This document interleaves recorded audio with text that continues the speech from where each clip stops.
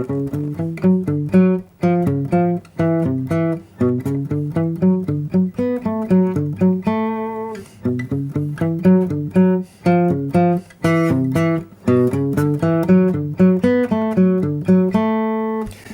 is a really nice melody coming from a classical piece of music by Edvard Grieg. We start on the second fret of the A string. It's in the key of B minor.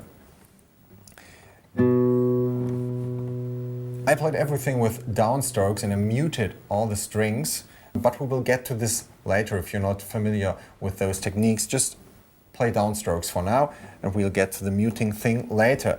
So second fret, A string, then with the thumb supposed to be on the back of the neck, so you have the ability to stretch your fingers, because we will need the ring and the pinky now. So it's second fret A string and then fourth fret with the ring finger and fifth fret with the pinky. And please make sure you get that clean. Just play on that one string those three notes.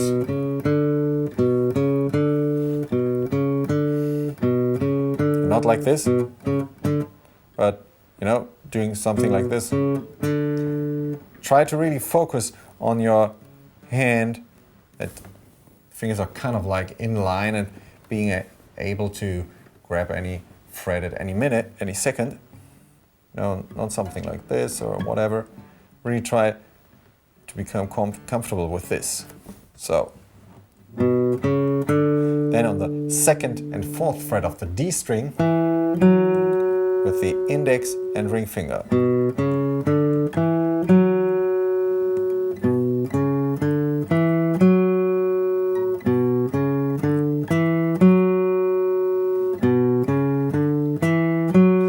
And then we have fifth fret A string again and fourth fret D string. So 5, 4 again, 2, 4, 5, 2, 4, 5, 4, and then 3 on the D string and 4 on the A string and 3 again. So 2, 4, 5, 2, 4, 5, 4, 3, 4, 3, and then 2, 3, 2. Pretty awesome melody going on there, but you see the technique is pretty weird. You have to do a lot of finger movement there, because it's just a fun melody to play, but it's not that common and usual what we are doing here. Playing pretty weird notes. And for me it's important, really make sure to use the fingers I recommend here, because I want you to train your ring and pinky, especially in this case here. Playing 2 notes after each other with the ring and then the pinky. Really make sure to check that out by yourself, just without picking in anything. You will realize this is kind of hard if you're not used to this, but do it just without picking. Really make sure you know where to go, because those are pretty uncommon positions to play or combinations of fingers. This is why I like this melody so much. Most people know it, but they have no clue how to do it, because it's so weird for a beginner especially. So,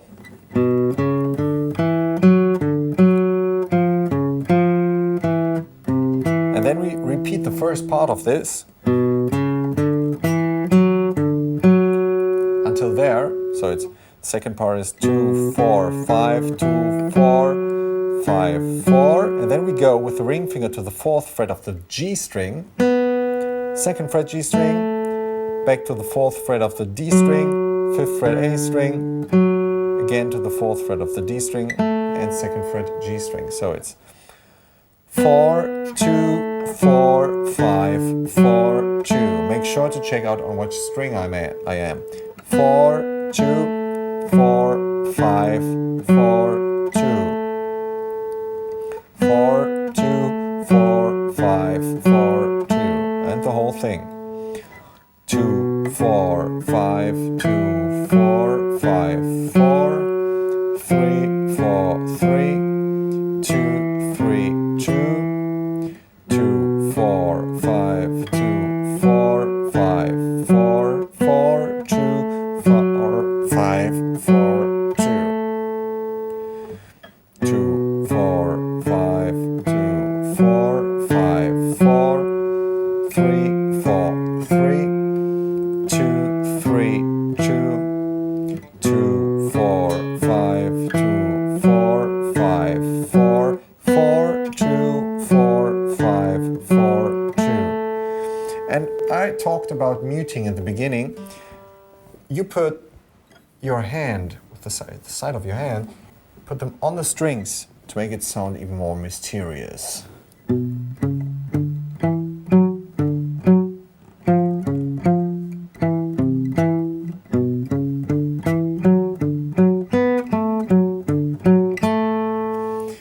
And really take a look at my left hand. The thumb's at the back of the neck.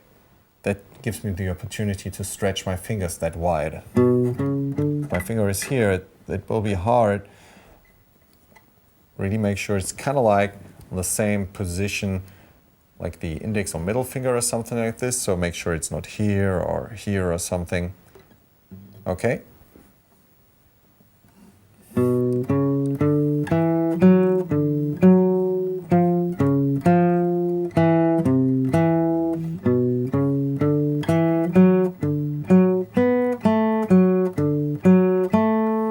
Especially this pinky. Remember it, just practice this on its own. And also this roll over from 4th fret D string to 4th fret G string. You know? You come from, and then you go over from D to G string. The ring finger is kind of like rolling over. So I hope you have a lot of fun with this melody and that you can develop some technique there.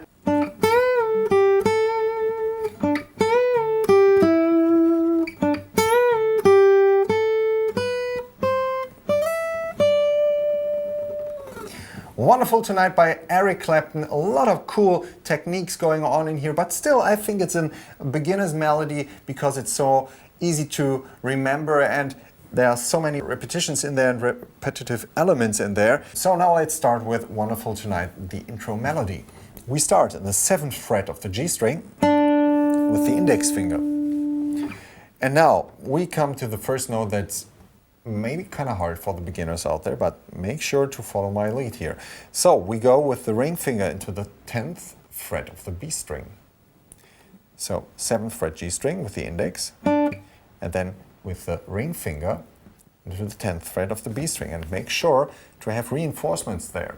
My middle finger is right after, behind the ring finger in the 9th fret, and the index finger is in the 8th fret on the same string, kind of like a reinforcement to do a bending now. I push the string towards myself. So, for a whole tone step here. So what does that mean? Playing that note isn't the note I want to hear, you know?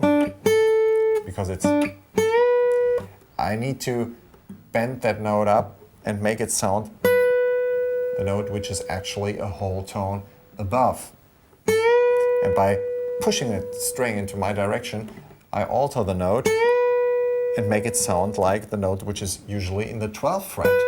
But it sounds way cooler to play it with a bending than playing it here. So it's 7th fret and then 10th fret with a bending. See, my neck is kind of like locked between the thumb and the side of my hand. That way I can make sure I have enough power. On acoustic guitars, it's harder than on electric guitars, but I wanted to make sure you can do it also and show you that you can do it on an acoustic guitar, because Clapton plays it obviously on an electric in that case. Then you release that bend, so we actually hear the note in the 10th fret, just ringing out. Don't hit it again.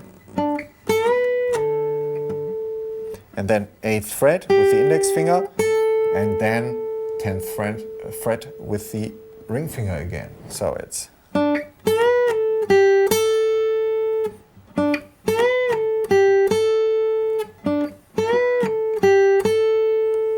That's the first phrase. The second one is... It's the same beginning that makes it easy to remember. 7th fret G string, then the bending in the 10th fret of the B string again, release, 8th, and then 9th fret G string with the middle finger.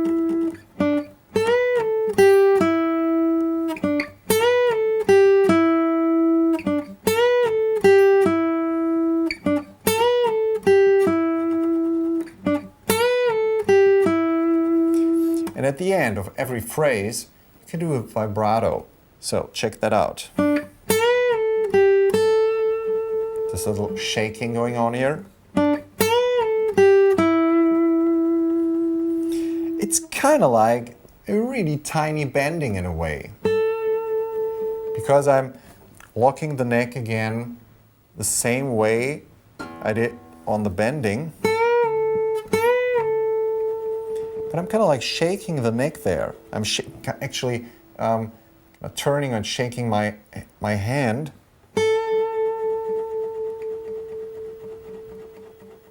And my whole underarm is kind of like moving there.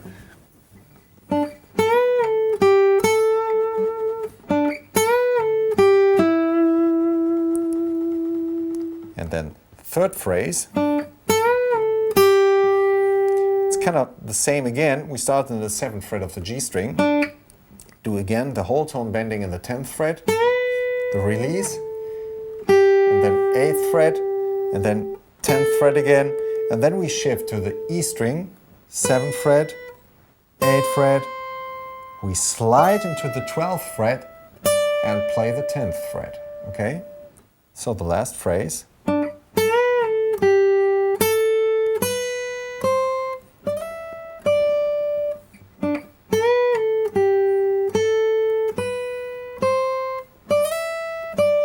Seven, 10, release, 8, 10, 7. I move with the index finger to the 8th fret, the ring finger slides into the 12th, and then index finger in the 10th fret.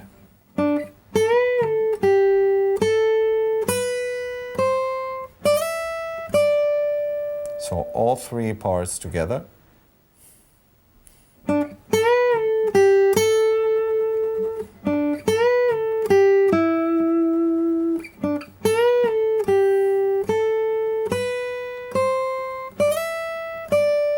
Way slower. 1, 2, 3, 4. 1, 2, 3. 2.